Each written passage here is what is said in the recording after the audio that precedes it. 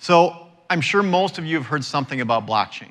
And even if you don't understand the underlying technology of blockchain, you've probably heard about some of the applications. Some of the things in cryptocurrency like Bitcoin, right? But what is blockchain? Blockchain is a way to store data in a shared, unalterable ledger that records all the history of the transactions. So when I take a record and I put it in the blockchain, it's stored in multiple ledgers across many computers. So it creates transparency by default.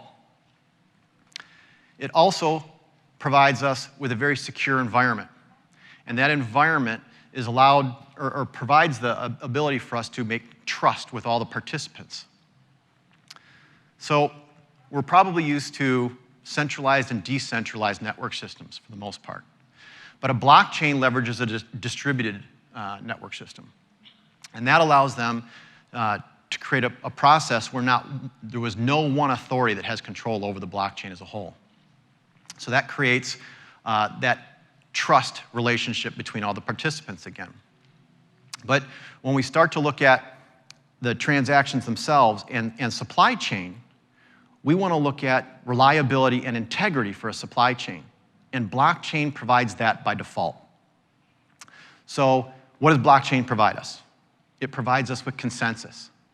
So there are no transactions going into the blockchain that aren't approved by the entire system. So it takes a multi-processed approach to get approval to put that transaction into the system. By default, it gives us provenance. So we can now trace back through and understand where something came from. And of course, because I can't change a record in the blockchain, I have to create another node if I want to update the blockchain.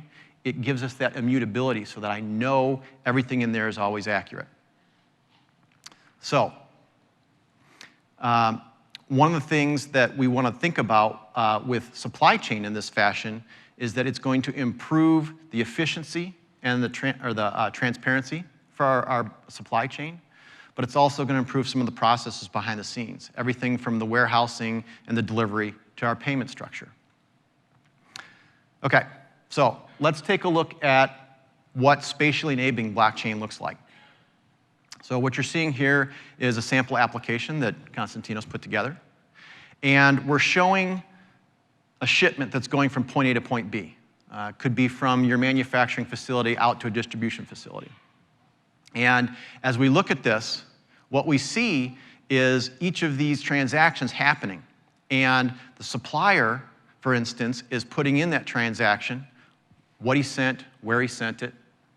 The trucking company is putting in where they picked it up, where they're going to drop it off, probably some information along the line about where he was. Same thing with the ports, same thing with the overseas shipping companies, right?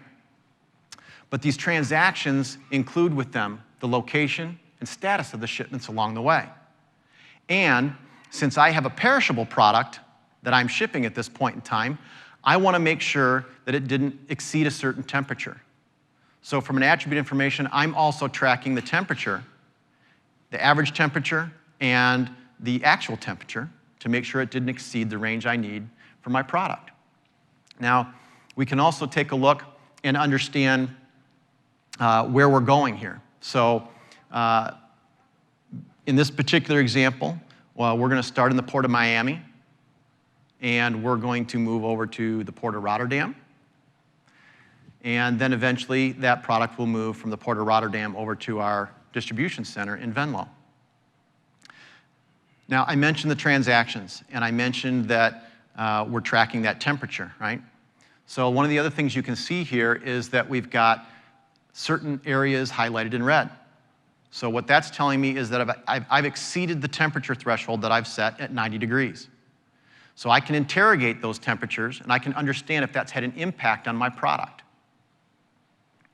Overall, what I'm trying to do is provide that transparency that I talked about earlier, so that we can look at any piece of the puzzle and understand that provenance. So what blockchain is really providing us here in regards to supply chain is that consensus. So we always know that a transaction is valid. We've got our provenance so that we can always trace back where something came from. We've got the immutability because transactions cannot be changed, and that gives us our transparency. And we have finality. So we have one ledger system that everyone can use and everyone can trust.